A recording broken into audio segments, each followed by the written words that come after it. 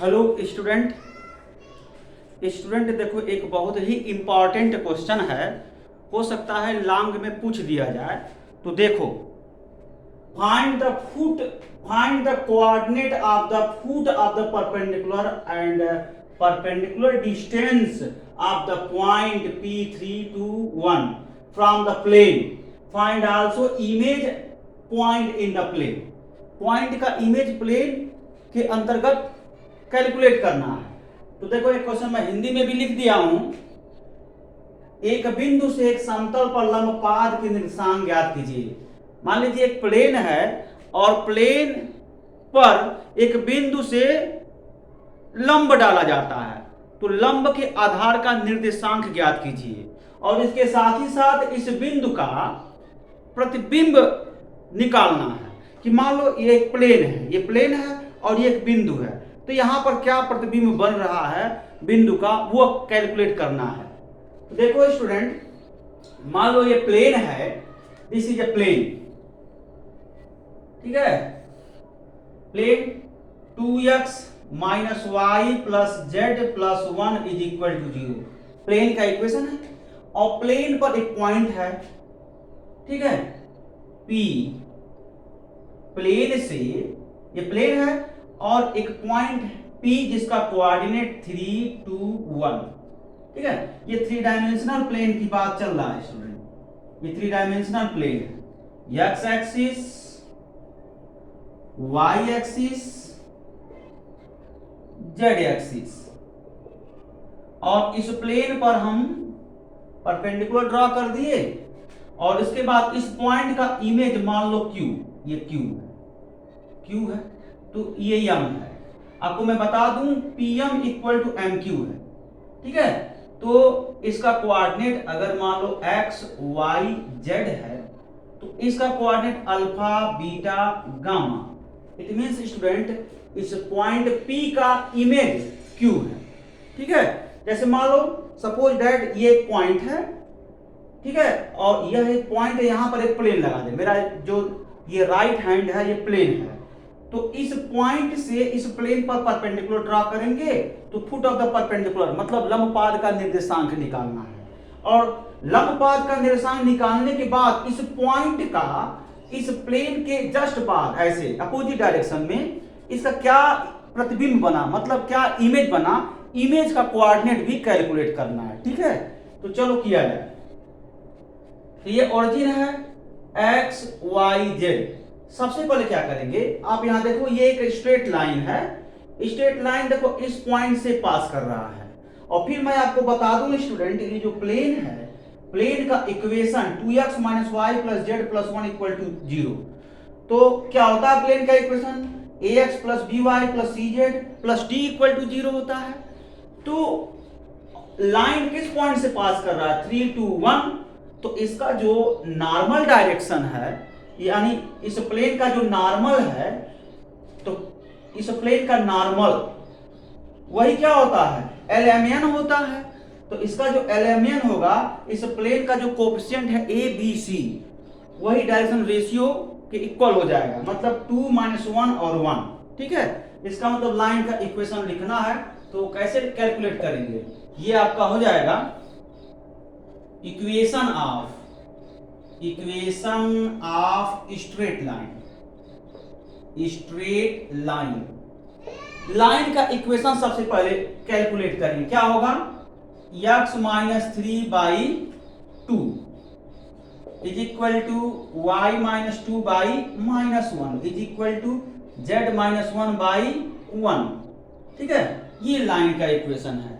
फिर से मैं बता दूं स्टूडेंट, ये जो लाइन है 3 to 1 से पास कर रहा है, और इस 3 to 1 का जो डायरेक्शन रेशियो है, क्या है डायरेक्शन रेशियो, 2 माइनस 1, x का कोएफिशिएंट 2, y का कोएफिशिएंट -1, z का कोएफिशिएंट 1। क्लियर। अब क्या करेंगे, x, y, z की पहले वैल्यू कैलकुलेट करो, क्या हो जाएगा, x minus 3/2 is equal to y minus 2/-1 is equal to z minus 1/1 equal to r से कर लो। r अब यहां से हम कैलकुलेट करते हैं x minus 3/2 is equal to r, which imply that x equal to 2r plus 3। Similarly y is equal to minus r plus 2, z is equal to r plus 1। देखो ना, x y z की value r के term में हम calculate कर लिए। इसका मतलब ये जो m पॉइंट का कोऑर्डिनेट है r के टर्म में कैलकुलेट हो गया। अब आप देखो ना, ये जो m है प्लेन में लाई कर रहा है, m प्लेन पर स्थित है, इस वजह से m के जो कोऑर्डिनेट होंगे वह प्लेन के समीकरण को संतुष्ट करेंगे, मतलब सेटिस्फाई करेंगे। m की कोऑर्डिनेट प्लेन के इक्वेशन को सेटिस्फाई कर देंगे। ठीक है, चलो किया जाए। अब यहां पर लॉजिक लगाएंगे, सिंस m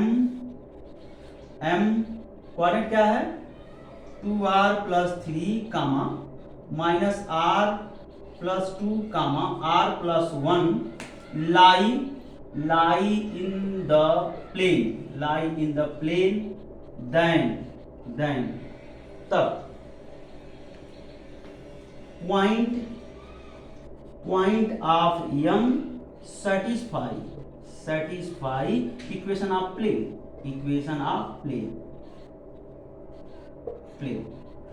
मतलब स्टूडेंट आप ये कह सकते हो कि अगर ये पॉइंट प्लेन में स्थित है, पॉइंट यानी बिंदु 2r plus 3 comma minus r plus 2 comma r plus 1 बिंदु में स्थित है, तो निश्चित रूप से यह बिंदु m समतल के समीकरण को संतुष्ट कर देगा। इतना आप लोगों को हिंदी में लिखना है। ठीक है, तो चलिए किया जाए।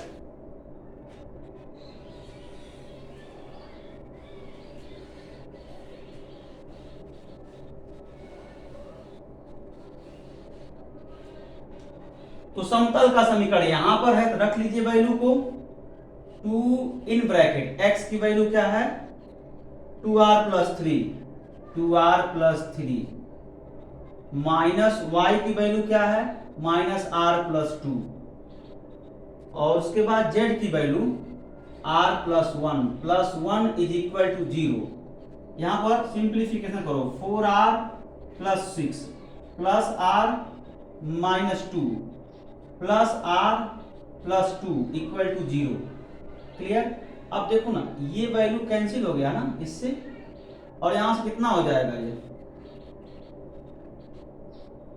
ठीक है, यहां भी आ रहा है यहां भी आ रहा है, यानी 6r प्लस 6 इट बिकम्स 0, और 6r equal to minus 6, r equal to minus 6 by 6 it becomes minus 1, r की वैल्यू माइनस 1। अब ये माइनस 1 यहां पर पुट कर दो, तो ये हो गया देयरफॉर कोऑर्डिनेट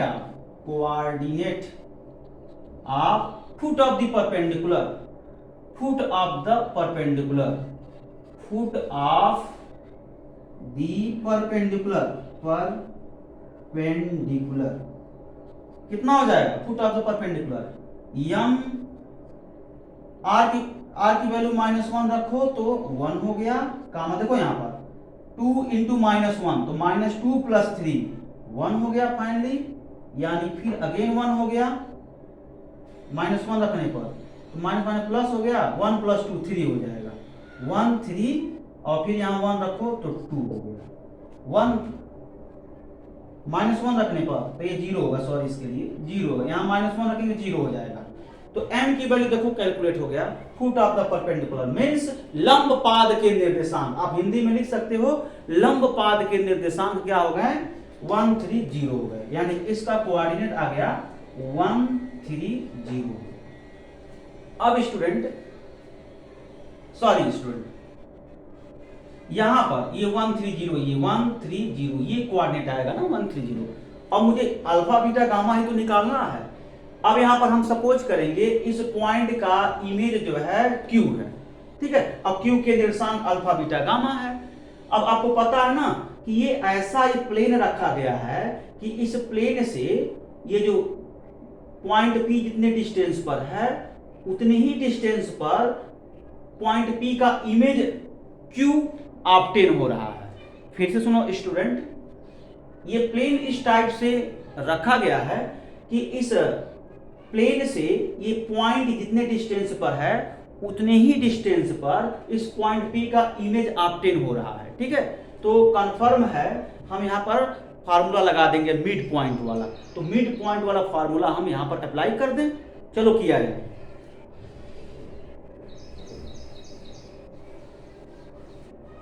यानी ओवरऑल कितना हो जाएगा, यहाँ लिखेंगे क्या, लेट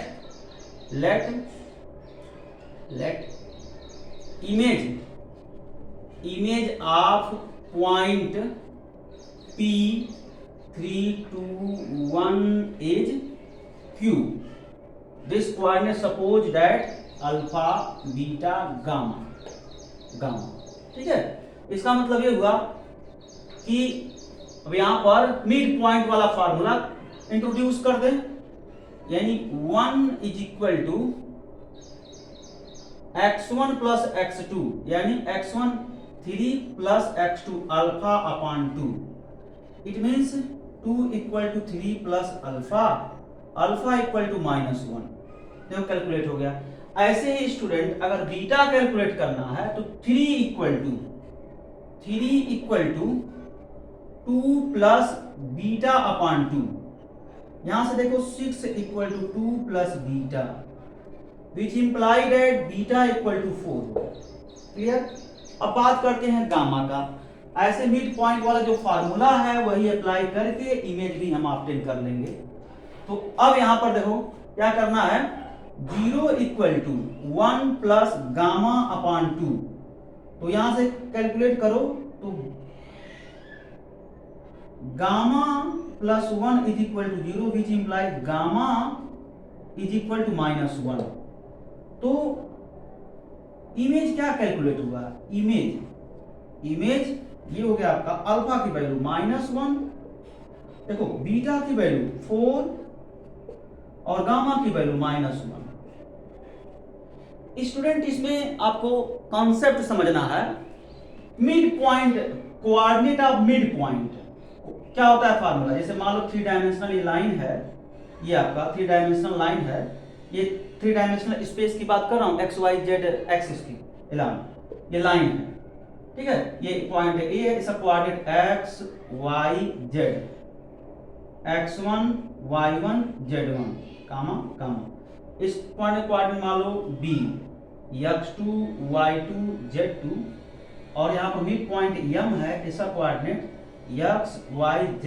अवश्य ही आप लोग पढ़े होंगे, x equal to x1 plus x2 upon 2, y equal to y1 plus y2 upon 2, z equal to z1 plus z2 upon 2।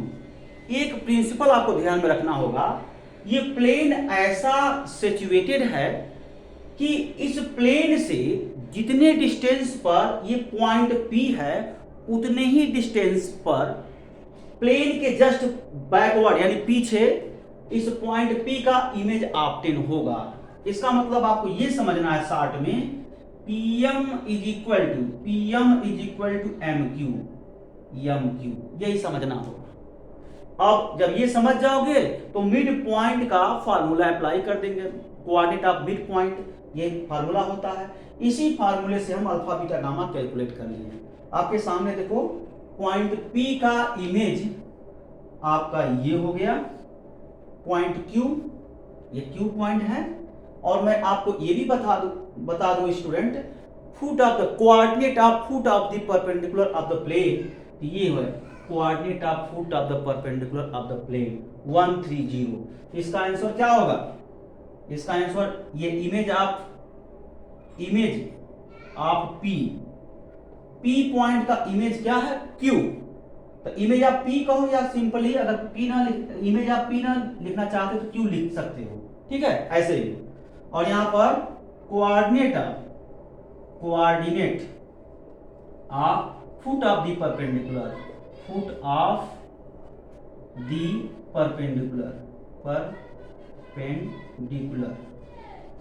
ये देखो 130 आया, 130। ठीक है, ये आंसर हो गया, ये दोनों आपका आंसर आ जाएगा। ये क्वेश्चन 5 नंबर में आ सकता है स्टूडेंट, थोड़ा अच्छे से इसको तैयार कर लीजिए, इजी है और जब आप देखोगे वीडियो लेक्चर तो समझ में आ जाएगा। Okay student, thank you. अभी एक क्वेश्चन और हम सॉल्व करते हैं, ठीक है।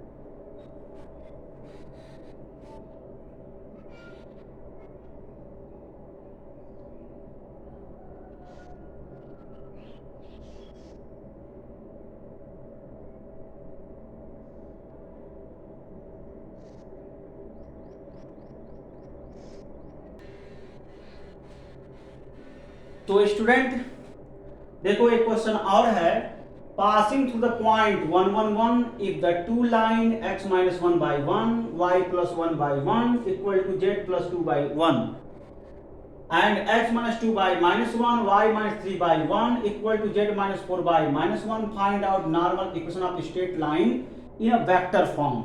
यहाँ पर देखो एक बिंदु दे दिया गया है, से जाने वाली दो, इस बिंदु से जाने वाली दो सरल रेखाएं दे दिया है, ठीक है स्टूडेंट। जब दो सरल रेखाएं दे दिया है तो आपको लंब रेखा का समीकरण निकालना है, वो भी सदिश फॉर्म में, ठीक है। ये भी बड़ा इंपॉर्टेंट है, इससे मिलता जुलता एक दो क्वेश्चन और है जिसको हम सॉल्व करके सेंड कर देंगे, आप लोग समझ जाओगे, ठीक है। चलो काम किया जाए। तो यहाँ पर हम सॉल्यूशन देते हैं। यहाँ पर कुछ करना नहीं है स्टूडेंट, सदिश फॉर्म में रेखा का समीकरण क्या होता है, यहां लिखेंगे since we know that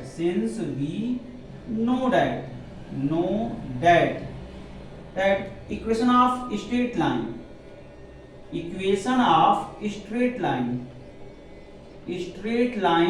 in vector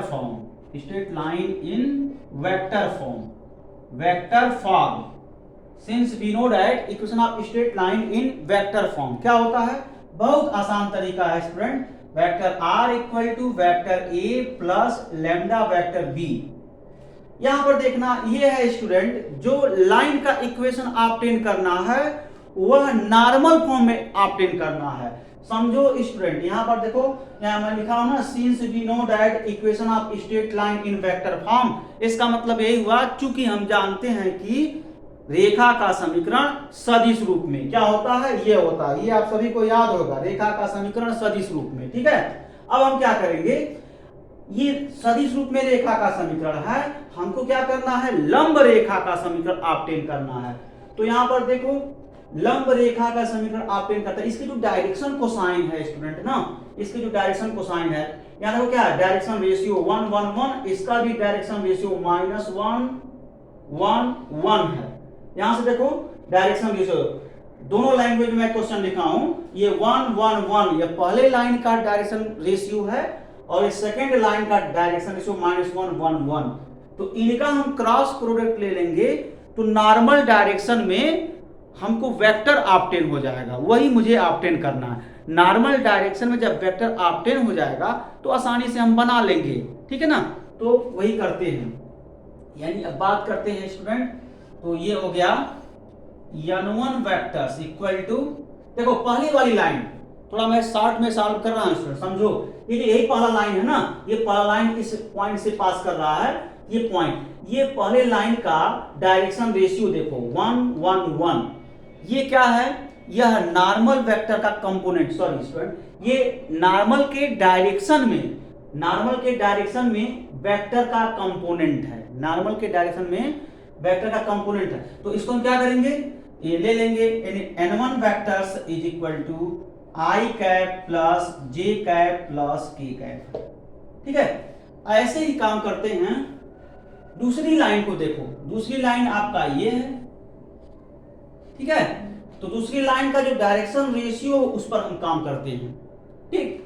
तो क्या है, -1 1 1, मान लो ये n2 है, n2 ये कितना हो जाएगा, -i cap plus j cap minus k cap हो, ठीक है। अब यहां पर क्या करना है, नॉर्मल के डायरेक्शन में निकालना है, नॉर्मल के डायरेक्शन में वेक्टर का कंपोनेंट ऑब्टेन करना है। तो क्या करेंगे, इनका क्रॉस प्रोडक्ट ले लेंगे, क्या हो जाएगा, क्रॉस प्रोडक्ट, ये हो गया n1 क्रॉस n2, ये हो गया वेक्टर n, ठीक है। तो वेक्टर n इक्वल टू, दो वेक्टर का क्रॉस प्रोडक्ट आप निकालना जानते हो, निकाल लो, ये हो गया i cap j cap k cap, ये 1 1 1 माइनस 1 1 माइनस 1 डिटर्मिनेंट। इसको सॉल्व कर लो। आई कैप रो कॉलम इग्नोर करो, -1 -1 माइनस जे कैप रो कॉलम इग्नोर करो, -1 +1 plus K cap row column ignore करो, 1 + 1। ओवरऑल ये कितना हो गया, -2 आई कैप और ये 0 हो गया तो +0 इंटू जे कैप हो गया और +2 के कैप। तो n वेक्टर्स हम कैलकुलेट कर लिए। n vector equal to -2 I cap plus 0 J cap plus 2 K cap. ठीक है, अब पोजीशन वेक्टर ऑब्टेन कर लेते हैं जिसको हम बोलते हैं वेक्टर ए। ठीक है, वेक्टर ए। तो जब वेक्टर ए की बात करते हैं स्टूडेंट तो कितना हो जाएगा, वेक्टर ए इक्वल टू किस पॉइंट से पास कर रहा है, आई 1 1 1 1, तो ये हो गया I cap plus J cap plus K cap.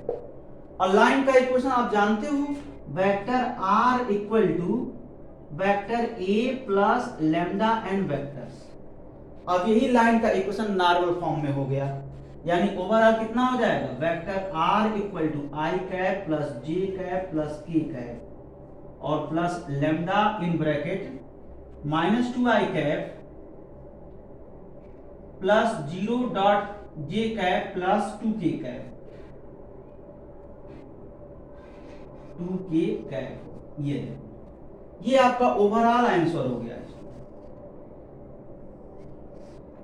ठीक है ना, ये ओवरऑल आंसर हो गया। ये है equation of straight line in a normal form. इसमें मेन जो टर्निंग पॉइंट है स्टूडेंट, आपको ये समझने हैं कि इक्वेशन ऑफ स्ट्रेट, जैसे यहां पर पहले क्वेश्चन रीड करो। क्वेश्चन क्या कह रहा है कि एक पॉइंट से दो लाइन का इक्वेशन पास कर रहा है। एक पॉइंट से दो लाइन पास कर रहा है, तो जब लाइन पास करेगा तो उस लाइन का डायरेक्शन रेशियो ऑब्टेन होगा। ठीक है ना, यानी दो लाइन पास कर रहा है एक पॉइंट से, तो दोनों लाइन का डायरेक्शन रेशियो ऑब्टेन होगा, यानी n1 vector n2 vector obtain होगा। तो जब ये n1 वेक्टर n2 वेक्टर यहां पर देखो गिवन है, कैसे, पहले लाइन का डायरेक्शन रेशियो देख सकते हो, दूसरे लाइन का डायरेक्शन रेशियो यहां पर है। तो मैंने लिख लिया, पहले लाइन का डायरेक्शन रेशियो n1 वेक्टर्स है, ये n2 वेक्टर है ये। अब मुझे क्या करना है, नॉर्मल वेक्टर ऑब्टेन करना है। तो नॉर्मल वेक्टर कैसे ऑब्टेन हो जाएगा, इनका क्रॉस प्रोडक्ट लेना, इन दोनों का क्रॉस प्रोडक्ट लेना, तो नॉर्मल वेक्टर ऑब्टेन हुआ। ये इसी को हम बोलते हैं वेक्टर n हो गया। ठीक है, तो vector n -2 I cap plus 0 J cap plus 2 K cap. उसके बाद हमको पोजीशन वेक्टर चाहिए, तो पोजीशन वेक्टर कैसे कैलकुलेट होगा, वेक्टर a उसको बोलते हैं। तो वेक्टर a क्या होता है, यहां पर कोऑर्डिनेट देख लो, 1 1 1, पोजीशन किससे, ओरिजिन से 0 0 0, तो पोजीशन वेक्टर क्या होगा, 1 - 0 आई cap plus 1 - 0 J cap plus 1 - 0 के कैप। फाइनली क्या होगा, वेक्टर a जिसको हम पोजीशन वेक्टर बोल रहे हैं, तो vector a is equal to I cap plus J cap plus K cap. तो देखो लिखा गया। अब इसी फार्मूले में हम रख देंगे, जो वेक्टर b है, वेक्टर b के स्थान पर वेक्टर n रखेंगे, क्योंकि नॉर्मल वेक्टर ऑब्टेन करना है। क्लियर, तो मैंने यहां कर दिया, इस तरीके से ऑब्टेन होता है। ओके स्टूडेंट, वीडियो देखिए, इससे रिलेटेड क्वेश्चन सॉल्व कीजिए। Thank you.